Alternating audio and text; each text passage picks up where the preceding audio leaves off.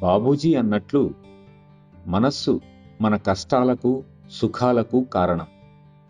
మనం మనస్సుకు యజమానులం కావాలి. మనం భగవంతుని సంప్రదించటానికి సిగ్గుపడనవసరం లేదు. ముఖ్యంగా అపరాధ భావన ఉండకూడదు. మనం సిగ్గుతో తల వంచుకుని అపరాధ భావంతో ఏడుస్తూ ఆయన్ని సమీపించటం ఆయనకు ఇష్టం ఉండదు. ఆయన మనలను చూసి మొహం తిప్పుకునే పరిస్థితి రాకూడదు.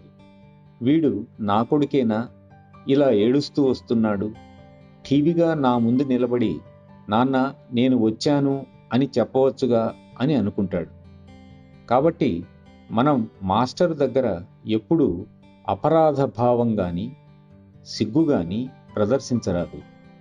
మనం ఎప్పటికీ ఆయన సంతానమే. ఆయన మనల్ని దగ్గరకు రమ్మంటుంటే దూరంగా వెళ్ళిపోతే ఆయన మాత్రం ఏం చేయగలడు? అర్థం చేసుకొని ఉత్తమ అభ్యాసులుగా మిమ్మల్ని మీరు తీర్చిదిద్దుకోండి. తథాస్తు.